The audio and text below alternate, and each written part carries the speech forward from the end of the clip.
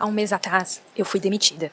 Sim, isso veio com uma sensação de alívio, mas também veio com um certo medo, que permaneceu até agora e eu confesso para vocês que ainda não passou totalmente. A real é que eu já estava sabendo que isso uma hora ou outra iria acontecer.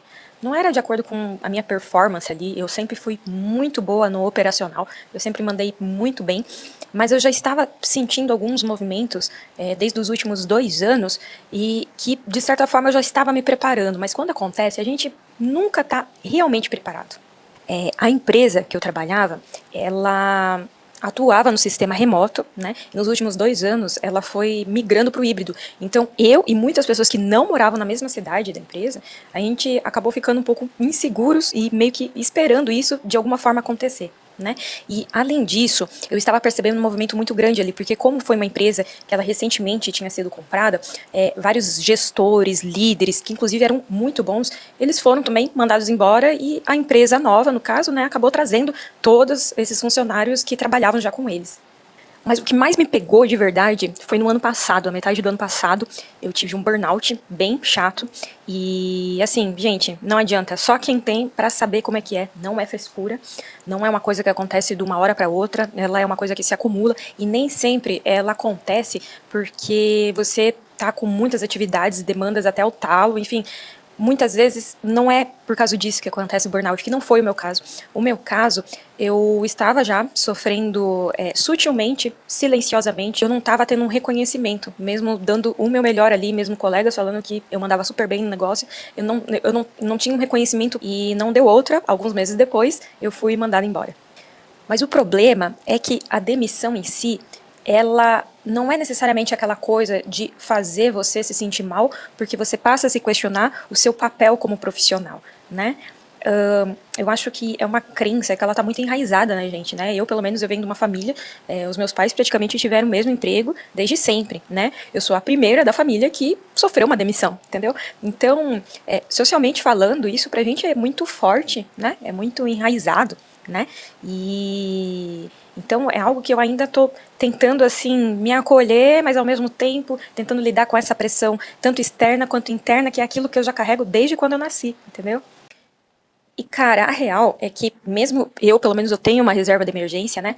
Mas a incerteza do que vai ser o depois, o amanhã, você acordar todo dia sem ter aquele horário para trabalhar, para estar realmente fazendo atividades assim em prol de alguma coisa, né? Porque a gente tá com essa crença tão enraizada assim, isso deixa a gente numa insegurança enorme, de certa forma, né? E eu acho que a primeira sensação que a gente tem quando a gente é mandado embora tirar uns dias de descanso, ou pelo menos tentar descansar, e depois te passa alguns momentos, assim, acontece alguns momentos de desespero, que você fica pensando, cara, eu preciso trabalhar, e você fica pensando em tentar vagas, às vezes nada a ver com o que você é, com o que você não quer, só para justamente preencher aquele vazio, te trazer uma sensação de mais segurança, entendeu? E na verdade não é isso, né?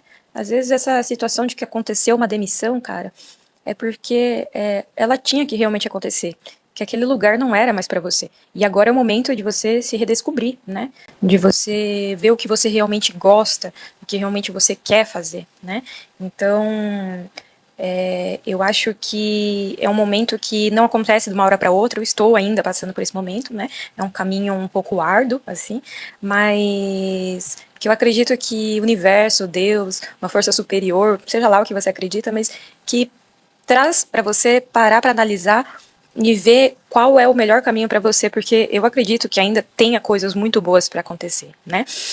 E assim, se você tá passando por isso também, por mais que muita gente fala, de verdade, não se sinta sozinho. O que eu mais tô vendo esses últimos tempos, assim, na internet, né, conversando com pessoas próximas, amigos e tudo mais, é como isso tem acontecido com uma certa frequência, sabe?